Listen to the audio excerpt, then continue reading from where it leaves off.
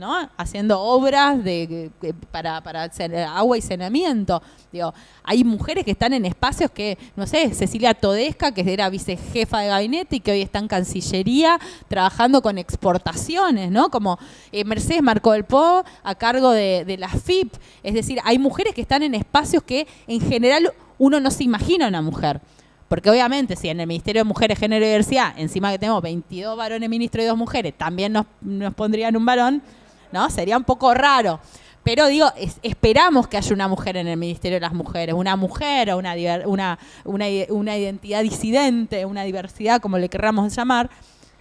Digo, eso es lo esperable.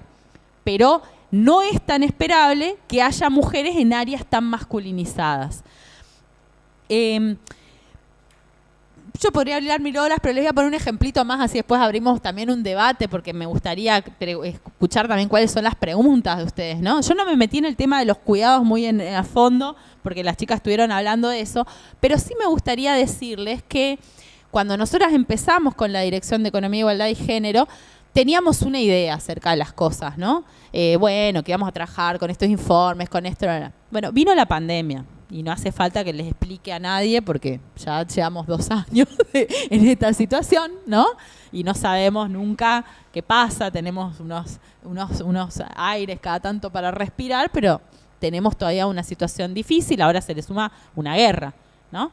Y en la pandemia pasó algo que yo creo que todo lo que veníamos diciendo las economistas feministas, el feminismo, las mujeres, las diversidades en los encuentros nacionales de mujeres, en las calles, en los paros, en las asambleas, etcétera, cuando decíamos eso que llaman amores, trabajo no pago, cuando decíamos hay tareas de cuidado no remuneradas y eso genera desigualdad, hay una recarga asimétrica a estas tareas sobre los hombros de las mujeres, eso es un factor que muestra después menores niveles de inserción laboral, más precariedad, más pobreza, etcétera.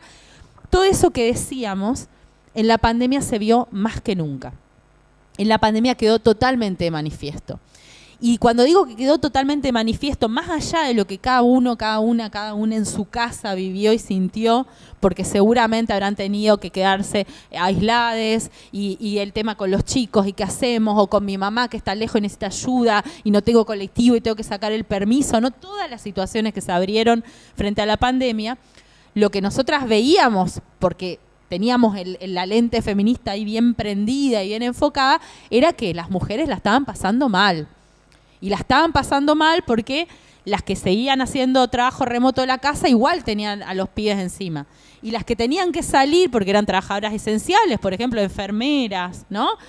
Trabajadoras en un montón de lugares que tenían que salir sí o sí, tenían también un lío para arreglarse con los cuidados en la casa. Porque tenían problemas, porque las escuelas estaban cerradas, porque los jardines estaban cerrados, porque los clubes estaban cerrados, porque no podíamos ir a la plaza tampoco demasiado, porque teníamos que cuidarnos y era un tema, ¿no? Los contagios, las personas que tenían alguna predisposición por la edad o por algún problema de salud, una comorbilidad, todas esas palabras que aprendimos, ¿no? Y cuando pasó todo esto, nosotras lo veníamos discutiendo incluso con empresarias, ¿no? Hay un grupo de empresarias, Mujeres CAME, que hicieron una encuesta, cosa que uno diría, bueno, en general se asocia, ¿no?, ese problema con las mujeres de menores ingresos. No, las empresarias decían, ellas se quedan hasta las 3 de la mañana para poder laburar mientras los chicos dormían, o se levantaban a las 5 de la mañana para trabajar antes de que los chicos y las chicas se despierten, ¿no? Y haciendo malabares, y muchas que tuvieron que dejar de trabajar, otras que tuvieron que montarse un trabajo en la casa, ¿no? Y agarrar y vender comida, o coser, o hacer lo que podían para sostener esto, porque no podían seguir yendo al trabajo, porque la estructura de cuidado se había terminado de entrar en crisis. Porque el feminismo viene alertándose mucho sobre la crisis de los cuidados, es decir, la falta de espacios de provisión de cuidado, una falta de redistribución más equitativa entre las familias, el Estado, las organizaciones, las comunidades, etcétera. Pero eso en la pandemia se terminó de descascarar, ¿no? Y se mostró. Y no solo se mostró en lo que sentimos y vivimos, sino que se vio en todos los indicadores económicos. Eso es otra de las cosas que decíamos. Nosotras, al estar ahí con el foquito encendido contra el empleo, esto que les contaba al principio, que el ministro me llama y me dice, ¿cómo es esto del empleo? Lo que nosotras vimos es que cuando recién empieza la pandemia, en el segundo trimestre, porque le hablo de trimestre, porque así lo mide la EPH, ¿no? La caída en la participación laboral, es decir, las personas que trabajan o que buscan trabajo, en las mujeres había llegado a niveles del año 2002. Quiere decir que en apenas 1 o 2 meses, las mujeres habíamos retrocedido 2 décadas en nuestro espacio en el mercado laboral.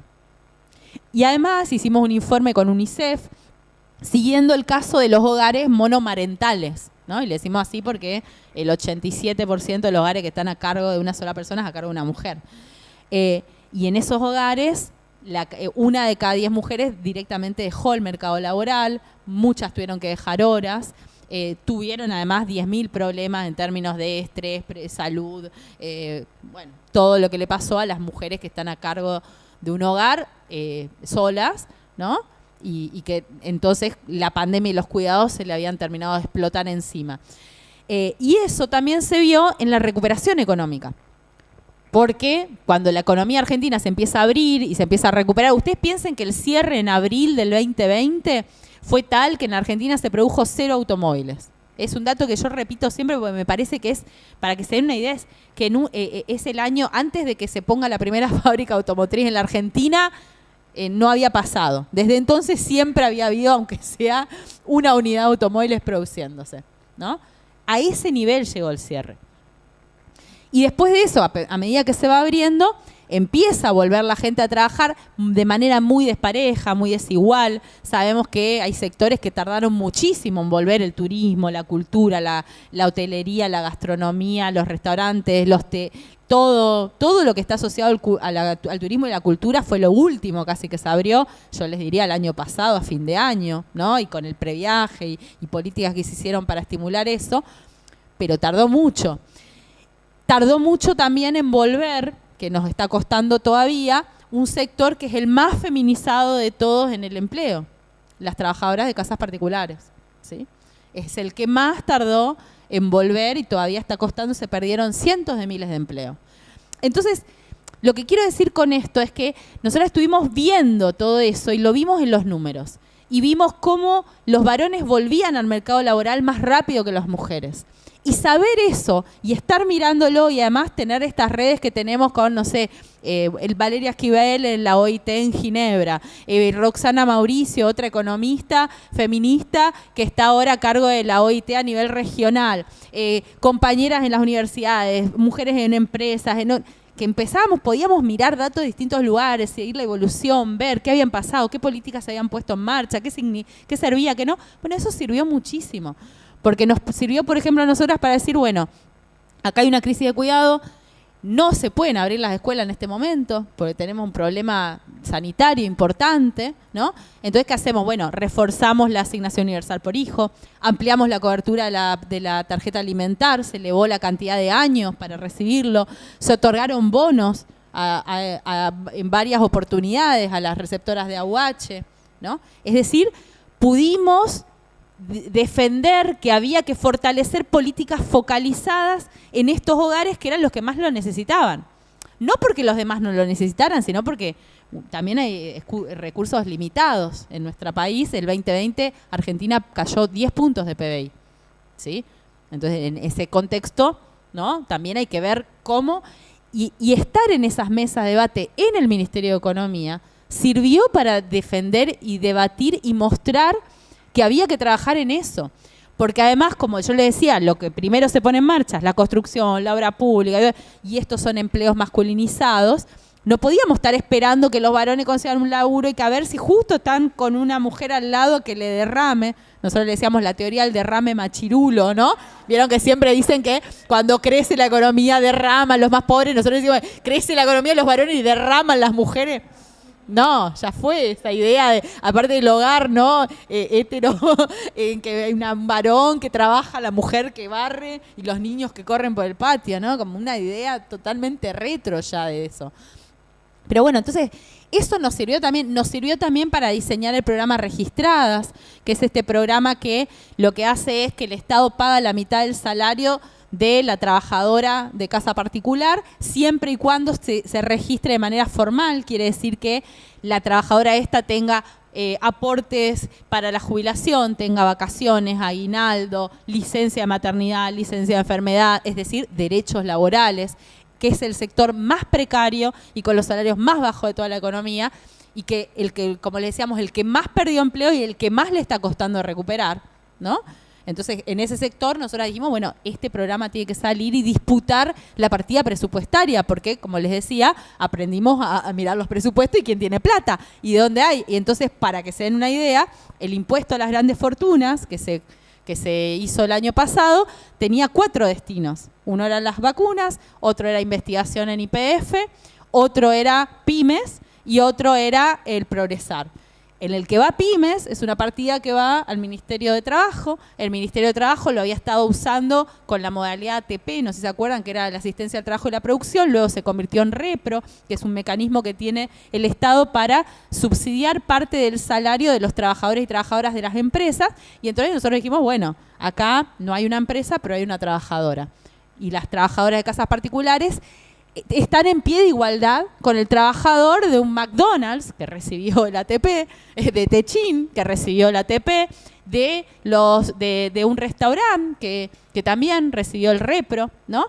Y ese fue un debate muy interesante de tener también, porque en el Ministerio de Trabajo el sector de casas particulares ha sido uno de los últimos que ha tenido un régimen laboral que recién, que lo habilitó Cristina Fernández de Kirchner en el 2014, es decir, es súper reciente, ¿no? Y que todavía cuesta un montón porque tiene las tasas de precarización más altas. Y entonces cuesta que incluso en el Ministerio de Trabajo entender que eso también está dentro de las fórmulas clásicas de ver el trabajo, porque obviamente es un régimen especial, porque es un contrato de un privado, ¿no? En una casa, en una familia, y no en una empresa, en un lugar de trabajo, en donde hay otros tipos de características contractuales y también laborales. Y eso fue un debate muy, muy interesante también dar, y que la partida presupuestaria venga del apoyo a las pymes, ¿sí?